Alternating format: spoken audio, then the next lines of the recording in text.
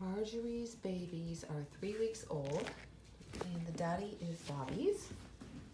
And I'm going to bring the scale a little bit closer because I'm going to put them on this week. They're not doing much at all. No, next week it'll be a lot better. I'm going to go with you first. This is the light fawn female, puppy number 2. Oh, I got to turn it on. That would make sense. All right. Okay. And they'll be ready to go at 8 weeks old. And this one is available now. She has no deposit on her. 12.8.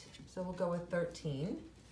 And 13 at 3 weeks is 4.5 pounds.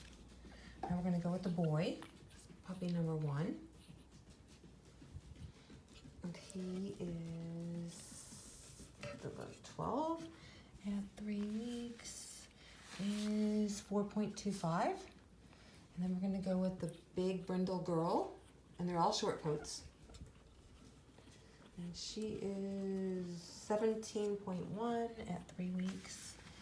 That would make her close to 6 pounds, like 5.9. And this one, oh wait, this is the boy. The other one that I weighed was the girl, the dark fawn. Get very confused. Yes, and now we're gonna do the boy. Okay. And you are 12.8 at 3 weeks. So 13, 4.5. Let's just make sure. I don't know. I might have weighed him twice. I get very confused with these guys sometimes. All right, I'm going to try you again. If I already did you, it would be again. And you are 11.9, which would be 12 at 3 weeks, 4.25. And the last but not least is the cream girl. Okay, she is, whoops, 14.0 at 3 weeks. That would make her 5. Now, last week, I thought they all had little belly button hernias. See where their umbilical cord was? It's hard to tell at this age. The vet will be able to tell because she's real good at it. I'm not.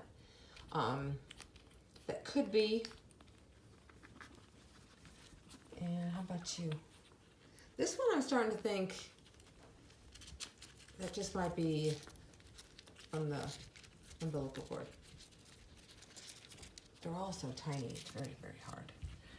And if you watch last week's video, you'll see where I explained all about them. They're not a big deal. When they get spayed, they just stitch them up and usually charge you like $100 extra, and I put it on the health guarantee that I will cover that. I'll reimburse for the cost of just specifically the hernia repair. I'm not sure about this one either. What the vet does is they push on it and they feel. I don't like messing with them when they're little babies. And you are, I think you do. I think you do. Very tiny. And they usually close. Very common. I like to tell people about it. I don't think she does. I like to tell people about it because then they can call the vet and ask specifically how much it costs for an umbilical, not an inguinal. Inguinal is a lot more complicated. I never get those. I'm very fortunate on that one.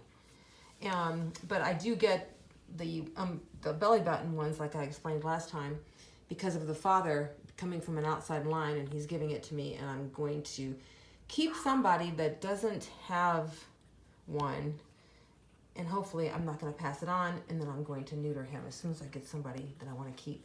And it could be you, so I'm going to put down possibility of keeping you. I like you. Yeah, I do.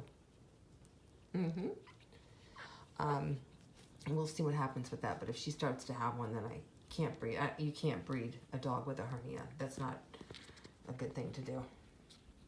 And if it's a boy, it's a different story. But if it's a girl, you don't want to stretch that out. And the dad of these guys, his actually closed, but then he started producing it And I was like, oh gosh, I gotta wean this out. But it's not really a health thing. You just fix it, and when they're getting spayed and neutered, and the highest I've ever seen a place charge at in New York or Miami or something like that, $500 extra. And so that's why I put on the health guarantee that I'll cover up to $500. But I want to make sure that it actually gets fixed, so I'm not taking it off the price. And I also know that they usually close, and they don't even have to get fixed because they close on their own. So that's why I do it like that. Not a biggie. If you call and ask the vet tech will, or whoever answers the phone, not the vet tech, but the receptionist, they'll tell you very, very common, very easy fix, and they'll give you the price. Hopefully they'll give you the price. Most places will. You know, at least a ballpark. You know, just tell them, if they try to say, oh, you have to bring them in for an exam, then you can just say, well, can you please find out, because I'm considering buying a puppy, and I don't want to buy the puppy if the breeder's lying to me. So, you know, it's easy enough to check.